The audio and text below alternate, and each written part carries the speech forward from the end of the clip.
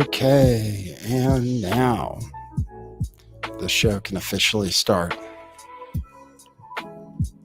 I experimented with my thumbnails today. I put words on it. Big money maker. This is a big story. This transgender clinic story. You might not know. So I'm going to show that to you. I also have news today about Alex Jones and the Alex Jones trial. And I might tell you about Sandy Hook. I might say some things. I don't know. What can you say about Sandy Hook? There were some people on the stand today that are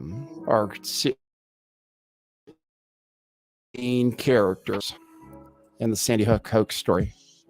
So I want to make sure you're aware of what happened. But you get tuned in for a second. We have the sign up that says the real show hasn't started yet. Just so you're aware. I have the intro ready to play again. So I'm going to cover those news stories. Also want to talk a little bit about the economy because the Fed did raise rates again today.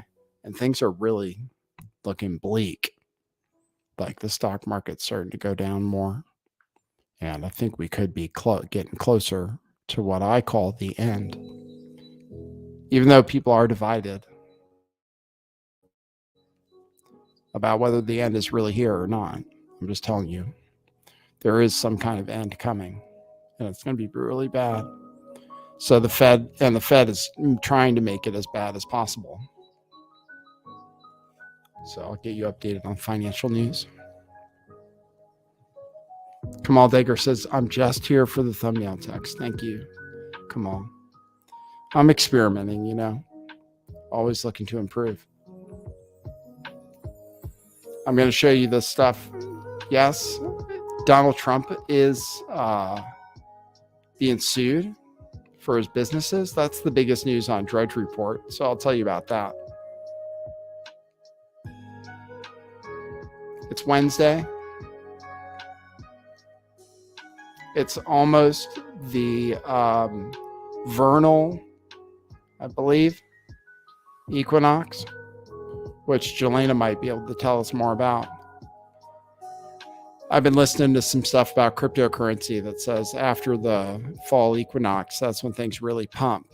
So, but I realized today, and maybe I'll have to make a video about it, but I realized today that I've been talking about new age cults and how everything's new age, everything's promising this future that's going to be better. Well, cryptocurrency is a new age cult. Bitcoin is a new age cult. I realized. So now I have to really think about it. But it is a cult because it does promise a brighter future. And, gold, silver, sometimes people get into cult-like thinking with that too. But cryptocurrency is a new age cult. Bitcoin is a new age cult. I still have it. But I have to realize that it is. They are telling a story like Bitcoin's going to change the world. Only Bitcoin. But what if it's not? What if it's not going to change the world? Or what if it doesn't? That's what's more likely, probably, right? So maybe people are saying that it is going to change the world. Are just telling a story. Or maybe they're grifters. Don't know, though. Or they're trying to pump their bags, as they say, because they have Bitcoins. They want you to buy Bitcoin so their bags get pumpier. Maybe that's why I've been telling you about cryptocurrency. Just because I think, if I influence enough people, it'll pump my bags. If everybody's listening to the show, you can't trust anybody. Everybody's doing it for their own motives. All right, I'm going to start with an intro. And then we'll get into the news, okay? I told you about the different stories we're going to cover. While I have your attention, please take a moment to subscribe to my Rumble page, which I'm dropping a link in the YouTube chat right now. Rumble.com/lifttheveil.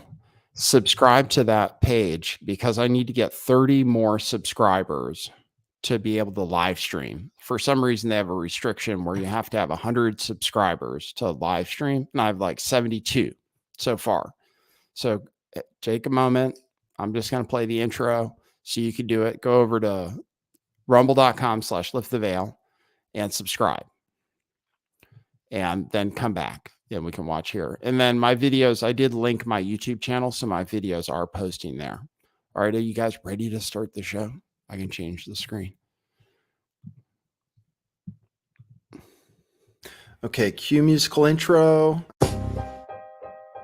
Boy, that's brilliant.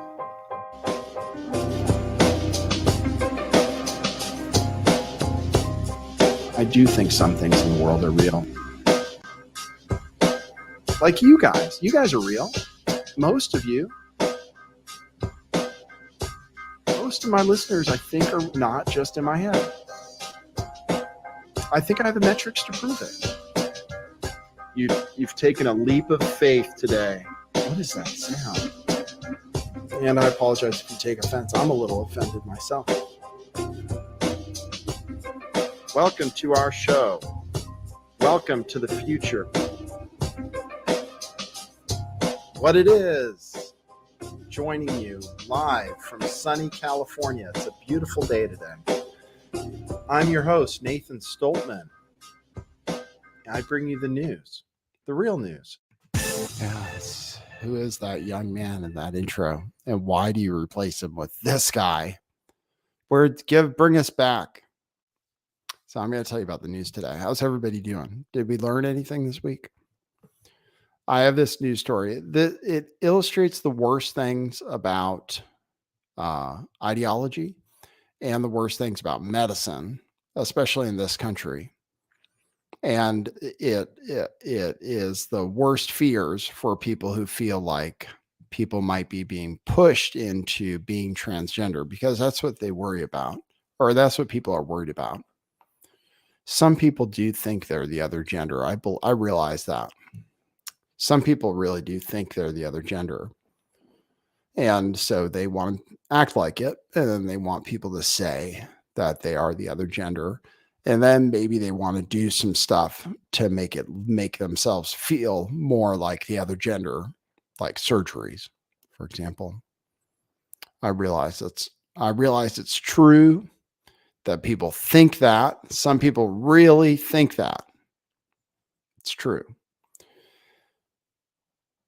However, obviously, some people think that and then sometimes later change their mind. So obviously, in some cases, the people that go through the transition regret it in some cases. So there's obviously some, because I've seen them for myself. They exist on the internet and they talk about it. They say, I was trans and now I'm gone back to the way I was, or as close as I can get to it. So that happens. So you would hope then, so then that's bad. So then you would hope when you hear those people who were transgender and now don't want to be anymore, you feel bad for them. You think, oh, wow, that's terrible. I wish that hadn't happened to you.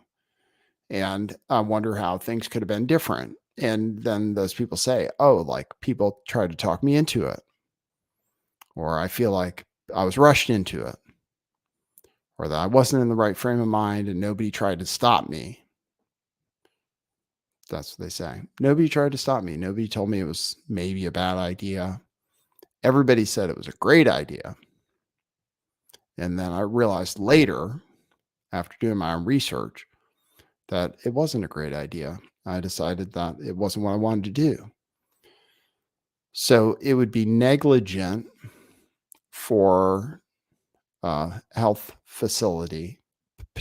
Potentially, it could be negligent for a health facility to try to convince or to not tell somebody, for example, oh, you might regret this later.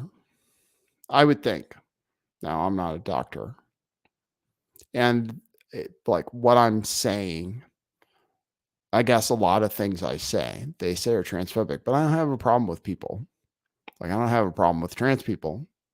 I think it's cool. I mean, I mean, in the sense that people can do weird stuff. And it's kind of weird, but I'll go along with it, make people feel good. But I still just don't, I just think, oh, okay, we're acting like you're a different gender. Okay. But I don't think it's real. That's what I think, you know? And it sucks not being able to have thoughts without being called hateful, because I really don't want to be hateful. And I'm cool with transgender people. But I still think it's not possible to change your gender. Like it's not possible. You can't actually do it. It's not like you're not actually the other gender. It's just you're saying that. So I realize also that transgender people, a lot of them kill themselves after they become transgender. So they talk a lot about how we should affirm people to be transgender, because if we don't, they'll kill themselves. That's what we tell them. That's what the line is out there. They'll say, "Oh, don't say that," or you can't deny children transgender affirming care, because they'll kill themselves. Like people are literally dying right now because they can't get transgender care in Texas, for example. That's what they'll tell you. But then they don't mention, oh, but if you become trans, then your chance of suicide is like extremely high. But to stop you from committing suicide now, we're going to transition you. That's kind of weird. So to stop someone committing suicide, you do something where the result is frequently suicide. I don't know. I'm not a doctor, but I look at things and I think, let's look at the results of things. And if the results are sometimes like totally tragic, terrible, where everybody feels bad for the person for the fact that they went through it, then there's something there you got to look into, I think. So then, and so I said it could be negligent to recommend that somebody transition, because, like I said, they might regret it, or maybe they weren't ready. Maybe you should have looked at them closer first. Maybe you should ask them some more questions first. Maybe you should have got to know them better first before you said, oh, yeah, let's go through with it. Let's do that. Phalloplasty. We're going to learn about phalloplasties today. It's where they give you a fake penis. So maybe I don't know. So you feel, but guess what? It's very, very profitable to do it. So, and then you get into the problem of like medical care in general, which is that it's better in many cases for the hospitals, for the medical service providers, for them to give you something that's going to make you sick forever and make you require their care forever. It's better for them if you become transgender, because then you're going to be a patient forever, for life. Whereas if they say, oh, why don't you think about it for a while? Oh, I hear you. Why don't you think about it? Because, like no rush. That's what I might say if I was a doctor. Say, that's cool. I understand you feel that way, but this is serious. Why don't you think about it for a little bit? Let's not rush into anything. Maybe wait till you're 18, for example. Oh, you probably won't, what I mean? Like there's no need to kill yourself. It's okay. Everybody feels weird sometimes. You feel weird about your gender. Other people just feel weird being themselves. And they can't change. There's nothing they can do to fix it. Just because you think you have a thing, just deal with it. Maybe for a little bit, and then just see. And then we can always do something later. For example, that would be one method. Why don't we think about it? And then let's talk also, like, what's wrong with you? Why are you thinking this? That's what I wish. I wish that was what was going on with medical providers, but they apparently they can get a lot of money from just saying yes, yes, yes, and just saying yes, just saying yes, yes. Let's do that. Let's take those breasts off. Let's do a vaginoplasty. Let's do a phalloplasty because you'll have to keep coming back, and then let's put you on hormones because we'll have to keep prescribing those to you, and that's how we stay in business. We don't want to fix you. We want to make you worse because that's why we make money. Because if they wanted to fix a person, wouldn't it be easier? I don't know. Sometimes also I think about things economically. Like, oh, well, what makes more sense? Like, what's easier? Well, seriously, though, like, what's easier? Changing genders or staying the gender you were born? Like, seriously, like, what's the path of least resistance? One that's going to be the most economical for everybody. It's going to require the least expense,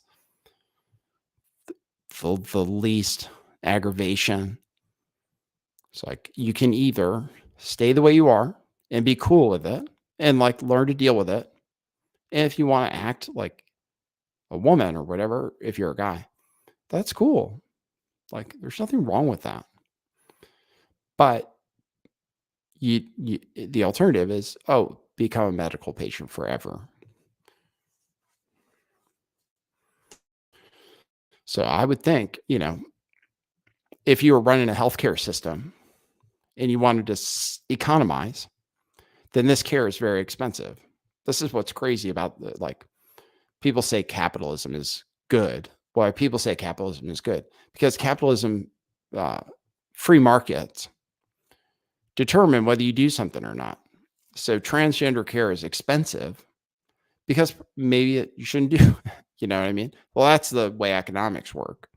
It's like, oh, it's really expensive. Oh, very few people are going to be able to do it. Or, oh, let me think about it more. Oh, you're saying I have to pay for that? Okay, maybe I can get by without it. But no, insurance covers it. The government insurance covers it. So then it's actually a benefit. So it's a benefit that you can get transgender care. Where if you didn't get transgender care, then you don't get the benefit. You could get hundreds of thousands of dollars of medical care. You're entitled to it as long as you're transgender.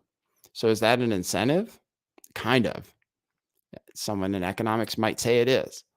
Like it's kind of like an incentive. Oh, it's a benefit you don't get if you're not trans. You don't get to get fake breasts or a fake penis or a fake vagina. You don't get to go through that process. You don't get to enjoy that process. You don't get testosterone injections, which make you high. You guys know about that, right? That's the great thing about transitioning if you're a female. So you get to take testosterone, which makes you high. You feel great, way better. So of course, sign me up. So that's the problem as far as I see it. And the problem with medical care in general, which is that they benefit more. And how do we fix it? You guys say. How do you fix that problem? How do you make it so that healthcare gets paid for keeping you healthy? How do you do that? That's the question. If somebody could solve that problem, how do you get it so that there's an economic benefit from you being healthy? Because for me, like I'm okay because I'm on some medication. It's true. Yeah, I'm not like perfect, but I don't go to the doctor much, right? Yeah, almost ever. I go in for a checkup and stuff, but I'm not a great patient. But that's good for me because I'm pretty healthy. Like I stay out of the hospital for the most part so far. So I knock on wood, right? Never know. People can get sick for whatever reason. You shouldn't be arrogant. But that's good. So somebody should, maybe the How do you make it? How's that possible? How do you monetize that? How do you say, oh, it's good? You're not sick. That's good. Somehow that makes me money. It just doesn't happen. The vaccines are a really great example. If the vaccine worked for Pfizer, just think of this as a mental experiment.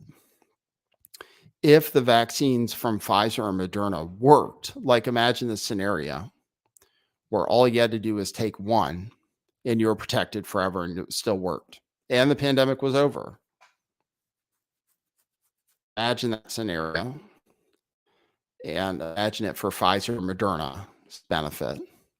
Or alternatively, the vaccines don't really work and they wear off. If they do work at the beginning, like they work a little and then they wear off. Okay, sorry, I have to make sure I'm not like within the guidelines here. I'm saying theoretically, let's say, theoretically, this isn't real world because in the real world, the vaccines really do work somehow. But no, obviously they don't because you need more. So you make a vaccine that theoretically doesn't really work. And then you convince people that they just need to take more of it and that'll kind of work better. And then they just need to take another one every year because it's not going to keep working.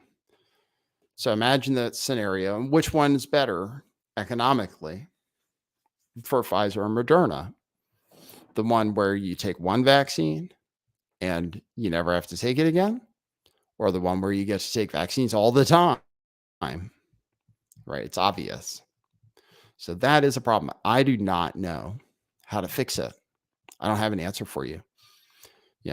Incentive models are extremely difficult. It's difficult when you have incentives because if you just ask economists, show me the incentive, I'll show you how to change someone's behavior. Once you start incentivizing things, people do it.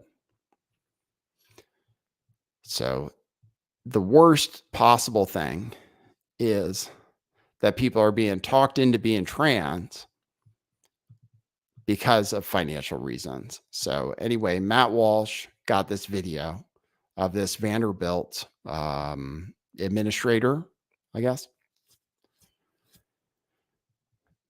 talking about how they make a bunch of money doing transgender care.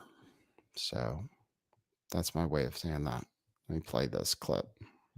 Starting in January 1st of 2017, according to the Affordable Care Act, insurance carriers are mandated to cover medical expenses for trans folks. Some of our BUMC... Like the government, okay. The government mandated as part of the Affordable Care Act. So I didn't even know this was part of the Affordable Care Act. So you can say, like, the government is literally behind the trans thing. You can say the government literally promotes people becoming transgender because they mandated that insurance has to cover it. What if it's harmful? That's a good. What if it turns out you mandated a treatment that's actually harmful and people find that out later? Or the data comes in and people say, oh, actually. So that's what some people are saying. That's what, and some of the, and it is harmful in some ways, bone loss and so forth, infertility, sterility. The government said you have to cover it. So then they say, oh, the government says you have to cover it. Let's do it. That's how Medicare scams work. Just find out what they cover. That's really expensive.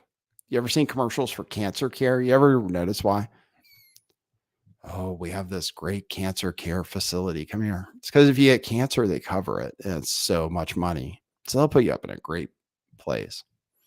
Come to this state-of-the-art cancer care treatment just because they make a shitload of money doing it. When there are alternatives for cancer care that are much cheaper, that they ban, basically. which I could tell you about. There's one of them called GC-MAF. Have you ever heard of that? GC-MAF, mostly banned. You can get it in Japan, I think. But you should definitely look into that for cancer. And of course, Rick Simpson oil and the cannabis side of things.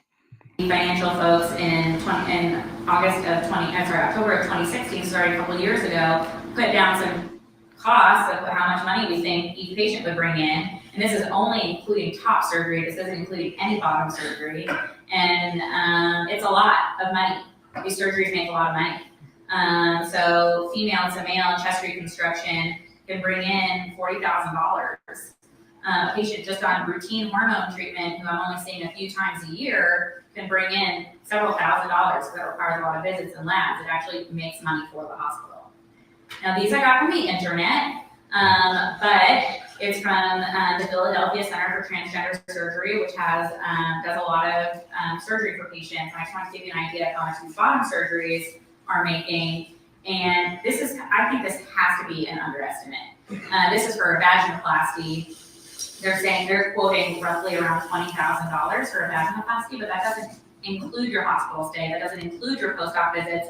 That doesn't include your anesthesia, your OR. So I would think that this has to be a gross underestimate. I think that's just like the surgeon's piece of it, which anybody who's ever been in the hospital knows that that's like 10% of it. And the female to male bottom surgeries, these are huge money makers. Again, I think this has to be an underestimate. So she's literally on camera saying these female bottom surgeries. That's where they add a prosthetic penis. These female bottom surgeries are a huge moneymaker. She said that. And they got caught on camera. And the news won't say what she said. They just say conservative attacks. They won't say. That's how you just know the news. I know the news. I know they're disingenuous. I try to give them the benefit of the doubt sometimes because, even the New York Times, I like to say, even the New York Times, they'll write a good article now and then. And they have reporters there that I think are trying to do a good job, I believe. So I believe some people out there are trying to do a good job. But when they report on these stories, it's always disingenuous. Like Children's Health Boston, same thing. Bomb threats, etc. Yes, people may be making bomb threats. And I totally think that's inappropriate and they should be prosecuted for it. I don't think anybody should be doing that kind of thing. People shouldn't be doing things that are illegal. I would never advocate for that. And I hate violence. So, fine. Say, okay, people are threatening violence against Children's Hospital, but say why, say why. But they won't say that. They just say attacks. Why? Why are people upset? Is it because of the video where they said they do gender affirming hysterectomies and it's a children's hospital? Is it because of that? Or it was just random targeting? That's what they want you to think, I guess. Oh, this Vanderbilt got targeted. Because I was reading an article about it. They say they're, what does it say? Vanderbilt clarifies gender affirming care policies. It says here. I'll play the rest of this video. They're quoting around $20,000 for a phalloplasty. There's been different things that I've read that said it could be up to $100,000. Dr. Winokur, who's our surgeon, says that there's entire clinics where the entire clinic is supported just by their phalloplasties, and that is like a fraction of the surgeries that they're doing. These surgeries are labor intensive. They require a lot of follow-ups. They require a lot of OR time, and they make money. They make money for the hospital. Scott says, Nathan, don't be a bigot. Thank you. I'm trying not to be a bigot. But that's what they say. Oh, it makes money for the hospital. Starting in January 1st of 2017. Adding penises, phalloplasty, makes a bunch of money. And it requires a bunch of follow-up care. So that's good. Yeah, they've taken down their website. I mean, they're not feeling good about this video being leaked. This video was bad enough. But then there's another video where they said, oh, if you have a problem with it, you shouldn't even work here. So I have that video too. This is all released by Matt Walsh.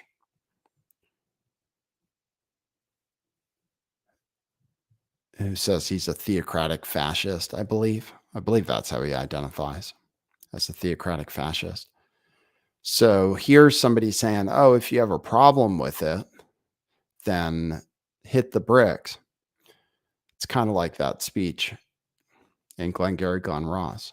Oh, you got a problem? You don't want to work here? Take off. You got a problem with putting penises on people who didn't have them before?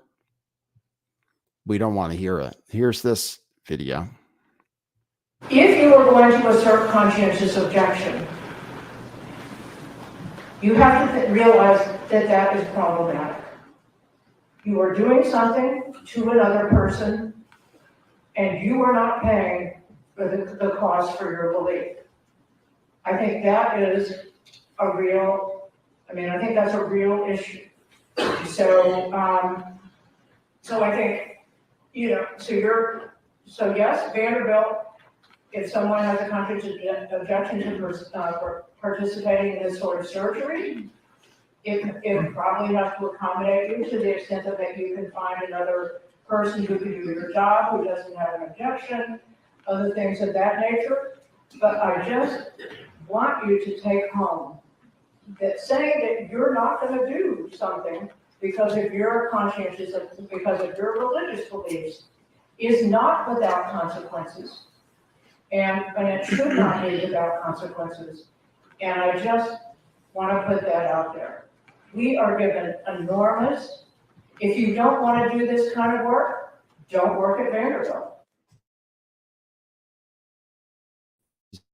Want to do work? Just don't work here. That's pretty bad. That's like what they say in sales meetings. So I'm not, I checked out what Matt Walsh is selling on his channel. It is pretty funny. He sells a plot of land where you can get a title, the Lord or Lady title. Do you see that? I just have a buy me a coffee link and t-shirts too. So go to buymeacoffee.com/lifttheveil to support the show. And you can just drop a coffee or more and a note, and I'll read it on the show. And I have some from since the last show, which I'll read on this show. But yeah, to support the show, that's a great way to do it. Buymeacoffee.com/lifttheveil. And I do have t-shirts though. If you want to get something, then we have cool t-shirts at truthclothing.io. And I think I have a link in the description. So check that out.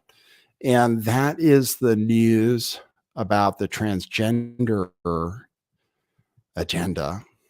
And it is pretty scary. It's as bad as it could be that it's being financially incentivized, basically, or that doctors have an incentive to give somebody care that might not be good for them is what should be what I was concerned about. Because like I said, I've seen the people who regret it and I feel bad for them. Yeah, I'd hate to see other people get in the same situation without being told, oh, you don't have to do this. You don't have to. They could say that. You don't have to do this, right? Oh, really? They might say, oh, really? Everybody was saying. They might not have even heard that before. I would just throw a few things in there, like in the notes to what doctors should say. Oh, you could wait. Or, oh, you might miss that part later. Or, oh, you might want to have babies someday. I would put that in there in the things doctors have to say. Or, oh, you don't have to do this. It's okay. Yeah. Oh, there's nothing wrong with you being the gender you were born as. Everybody's okay with that, right? Just to be sure, because maybe they'd be like, oh yeah, I know, but that's the way I feel. Okay, cool. Whatever. You want to take the risk? It's on you. But just a few warning labels. Informed consent, right? Informed consent. That's all I ask for. I just want to make sure that people are getting informed consent, that they're saying, oh, okay, you might be infertile. You might have like serious complications. Your bones might become brittle. You need medical care for the rest of your life. if you lose your insurance, you won't be able to have medical care anymore, because that's how it is in this country. So, so that's that story. Then I wanted to talk to you guys. And that's it about the transgender news today. Then I wanted to talk to you guys about Sandy Hook, because there's part of the story that happened today, which I covered on my blog. So, and I want to say about Sandy Hook. What can I say about Sandy Hook? It's interesting to me, the things you're allowed to say and the things you're not allowed to say, and how you're allowed to get banned forever for having an opinion about something. Because I believe Alex Jones, he's not allowed, Alex Jones in this trial. So the Alex Jones trial is still going on every day. I was listening to it today. It's happening in Connecticut today. And today on the stand was one of the Richmonds, the remaining Richmond, and David Wheeler. David Wheeler was on the stand today. And he was the one people said was the sloppy sniper. I showed it to you because the sloppy sniper, the guy, people who, so it all happened. We're learning all these things about Sandy Hook in this trial. I really have learned a lot, because people say about me that I'm very interested in what happened at Sandy Hook.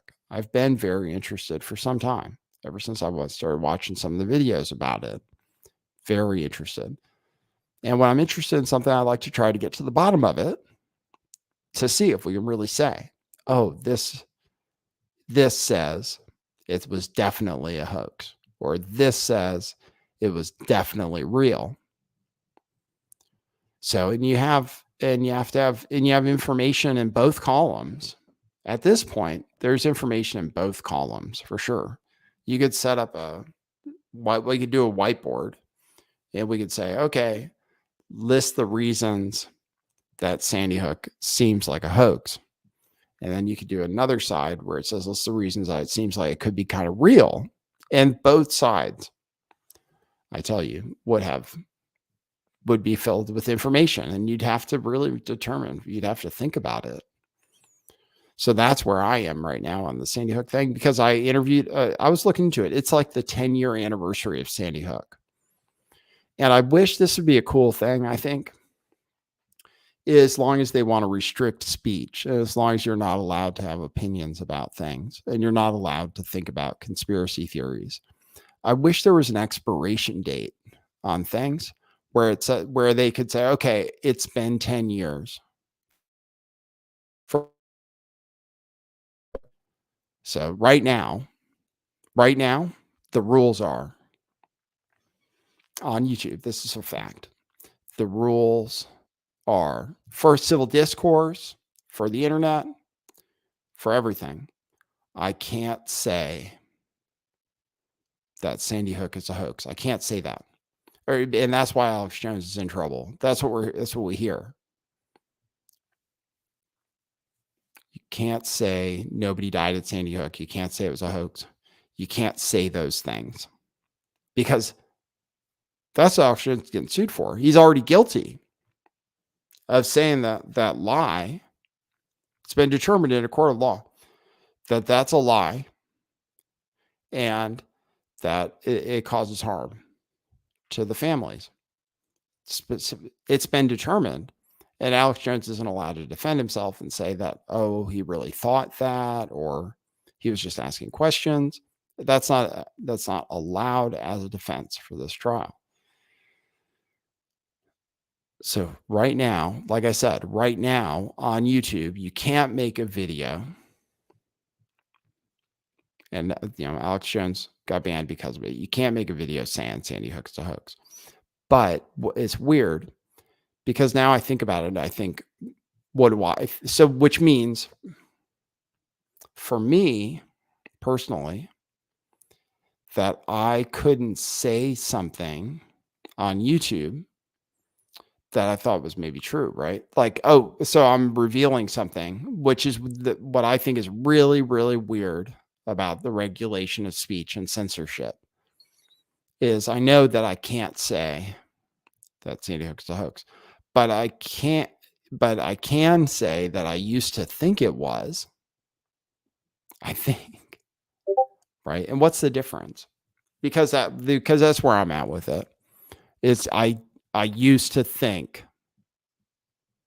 Can I say that? What's the rule? I used to think nobody died at Sandy Hook. That's what I used to think. Now I've seen a lot of evidence and stuff. Yeah. Now I don't necessarily think that. I really don't know. I really don't know, actually. Now I'm at the point where I really just don't know. But is that okay to say? Or do I have to say, oh no, it definitely really happened, like Alex Jones said?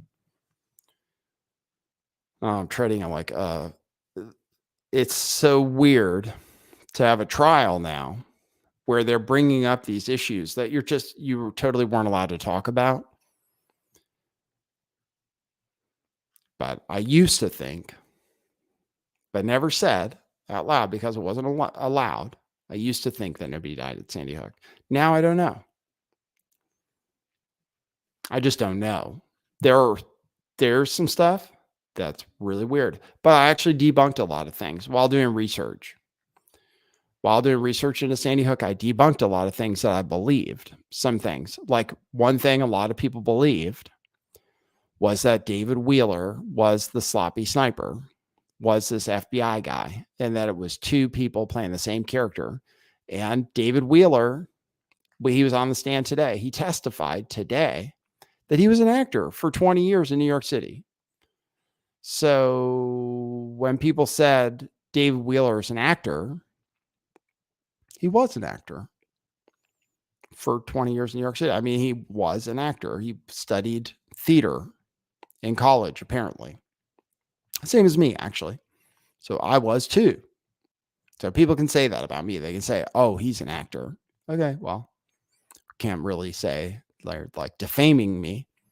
So in the same sense, David Wheeler. In the same sense, so David Wheeler did his testimony today. He was the guy that people said was the sloppy sniper. But it turns out he wasn't because they had both of them on the stand for this trial. So that's solved. That particular conspiracy theory seems to have been solved. The guy in the picture that they said they were the same person. Now you have actually both of them. They were in court. They testified. Both of them got emotional.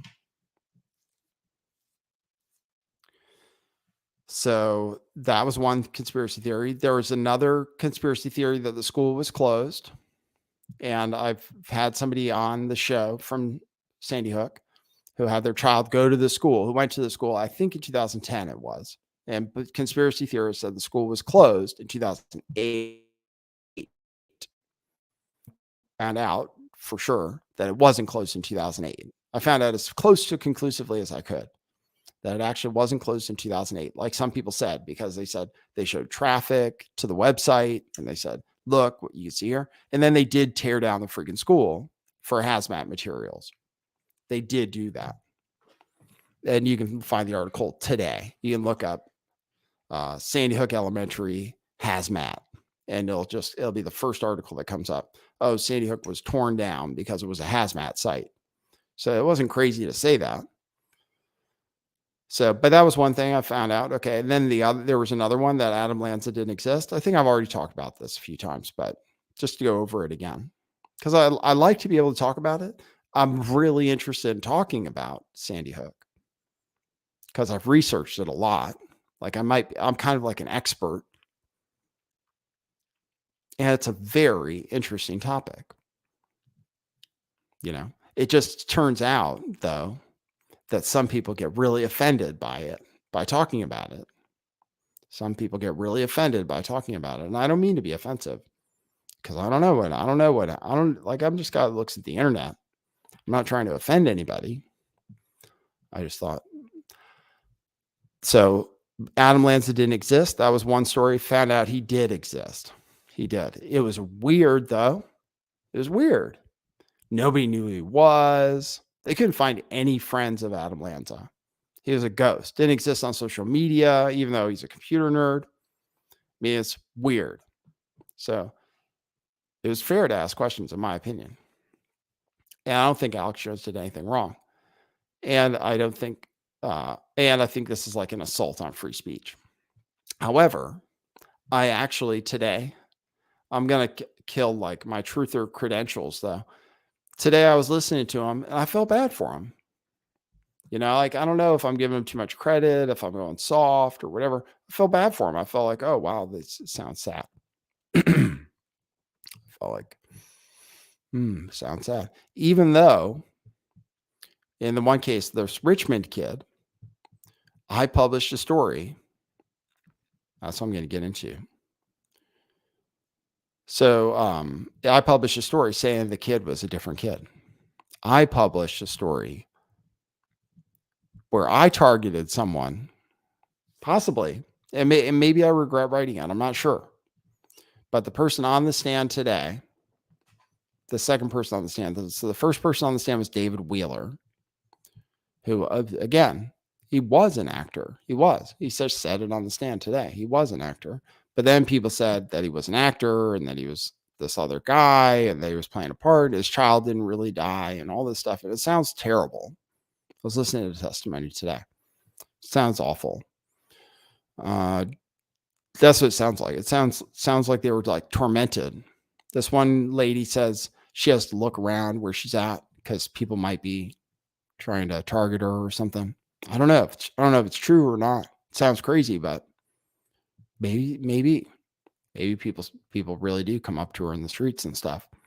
So this is her talking about this thing I wrote an article about because I was looking into Sandy Hook. Like I said, it's the 10-year anniversary. And I feel like, did I finish what I was saying? I feel like there should be an expiration date where after 10 years, you can talk about it. That's what I was saying earlier. I feel like with 9/11, for example, it's been 20 years. I feel like now that it's been 20 years, oh, now you can say. I think that would be cool if they did that. Oh, now you can say it. It's okay. It wasn't cool because it was too soon and stuff. But now it's okay. It's been long enough. You can talk about it. You can have conspiracy theories. I just want to be allowed to have conspiracy theories, to be honest. That's what I'm concerned about. I would like to be allowed to think things that are sometimes crazy. Maybe. I just don't know. I'd like to think it and be able to express it. If I feel like this thing about transgender people, it might be offensive, but it's what I think. If I thought Sandy Hook was a hoax, I feel like I should have the right to say it. And what's the difference? What is the difference in terms of reality from me saying I used to think it and saying I do think it?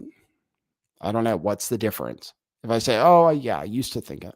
Okay, then the same guy. If I said it when I did get, then I would have gotten banned. But now I can say it. So now I'm okay. Now I'm socially acceptable. I don't like that. I don't understand that. Why wasn't I so? I was the same person before. Now I just don't. Now I'm not going to say it. I don't know. I don't know what happened. And I think everybody should say that. We don't know what happened at Sandy Hook, to be honest. I tell you what, though, one thing, Wayne Carver's press conference was the craziest shit I've ever seen. I don't care. I don't know what happened. And Robbie Parker, I don't know. Didn't look. It looked weird. Stuff was weird. The kids in the classroom, so many different things about the story that I'd love to be able to talk about, to just sit down and have a conversation about, without it being like nuclear, without people saying, oh, like Dunning-Kruger effect, you're retarded. Like, how can you think that? Oh, you're harming people. I'm not trying to harm anybody. Just have conspiracy theories. Leave me alone. That's what I wish they would do to Alex Jones. Just let us live, We want to think stuff. Let us think it. Then let us say it. So anyway, here she is talking about, this is, what's her name?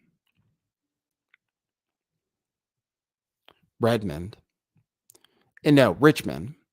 The kid was AVL Richmond.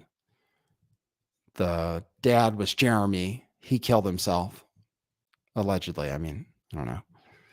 But he did, apparently. And recently, they had a foundation, the AVL Foundation. This is the story, and I wrote a story about it. I'll play it. Incredibly difficult. Did people use photographic evidence as proof that Abiel was still alive? There's a photo out there, yes. Can you tell the jury about that? Oh.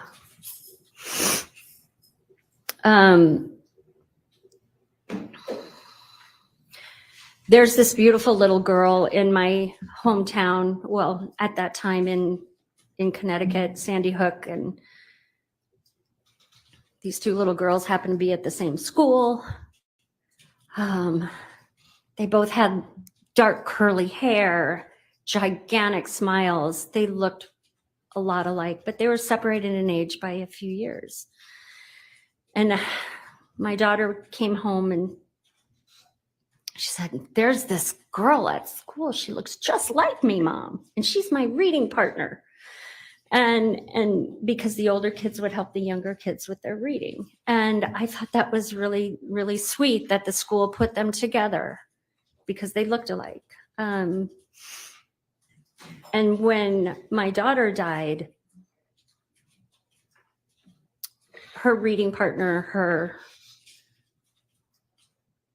her peer at school, this other little girl, became central to many of these people who propagate the hoax that Aviel never died and that this is evidence with this child, this other child's photo.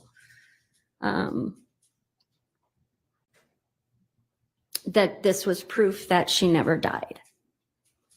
They took a child. Okay, so that's it, right? So I actually wrote a story. So they could be suing me. This is all I'm saying, is they could be suing me pretty much because I put out a story, because I'll show you the story I put out. Maybe I don't want to give them any ideas, but I'm just saying, I'm not trying to hurt anybody, but the media put out pictures, apparently, and now it's hard to find. Even the Wayback Machine, the pictures are gone. But someone put out pictures of Lenny Urbina and said it was Aviel Richmond at the time. And you can see it here because it's easy to see. But then Wolfgang Halbig paid somebody, a forensic examiner, to look at pictures of what they said was Aviel Richmond and compare it to Lenny Urbina. And this person who's like a forensic analyst who I've spoken to on the phone, he said, yeah, it's the same person. So that's why people were saying it. So it seems like if this was a real picture, all I have to go by is this analysis that I've seen where they say this was one of the pictures that was released that says it was for Aviel Richmond. And really, it's just a reverse image of Lenny Urbina. And you can see that because you can see the images side by side, that they're the same person. So anyway, I wrote an article about it. But now I've heard the lady speak, and I don't know. I mean, still, somebody has to explain, oh, maybe they did just use the wrong pictures. I don't know. Maybe they used the wrong pictures. What about that other kid who died? Posner's kid, Noah. Didn't he show up? Like his picture showed up at a mass shooting or a bombing in Pakistan or something. And that you can't find anywhere. They don't allow you to post that picture. Noah Posner, his picture showed up at some other mass casualty event somehow. But Adam Lanza maybe was kind of weird. Don't know. Don't really know. But I did write about it. That's what she was talking about. And I looked into it and then I covered it. But then people would say I was like targeting Lenny Urbina. That's what people would say from this article because I show her on LinkedIn and stuff. And then I feel like, oh, maybe I shouldn't do that. So I don't know. I really don't know. Maybe I'm a bad person.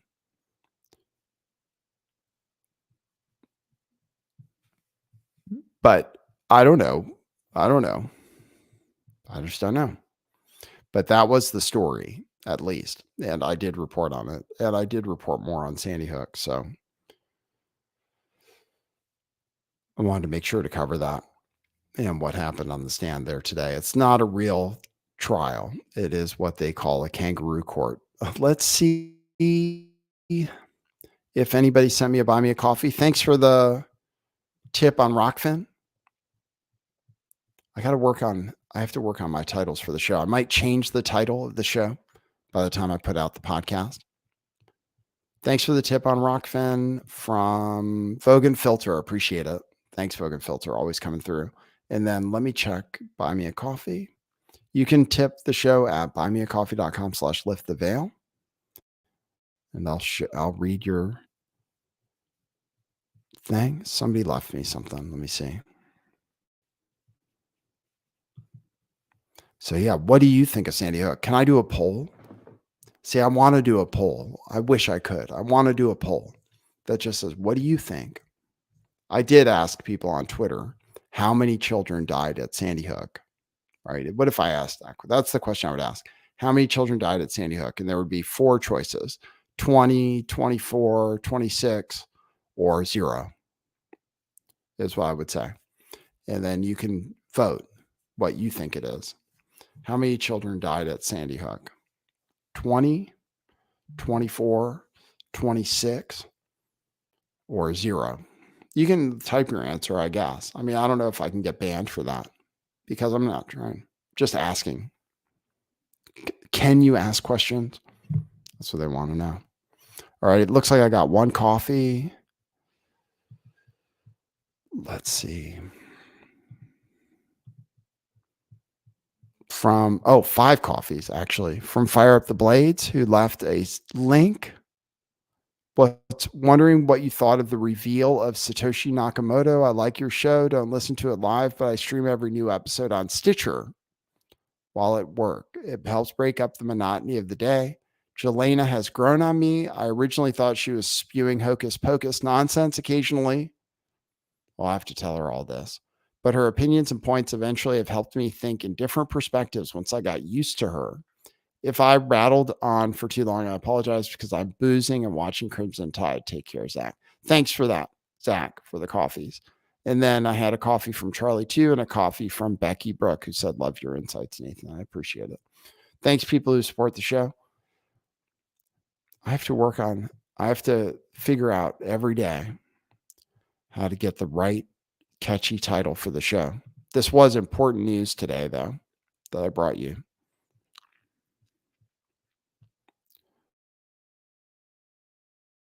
All right. I think, and then Trump is being sued for financial stuff. Do you care about that? For doing stuff that a lot of people do. He's being sued for it. Probably they're still going after him. I'll save some information so I can do the show tomorrow. So that's the show. Thanks everybody for tuning in. Thanks everybody who supports the show. Reminder of how to do that. And we'll see you at the next one. We'll come back tomorrow. All right. Thanks, Michelle Obama is a man, for the tip on Rockfin. I appreciate it. And we'll see you at the next one. Thanks, everybody. That is what it is.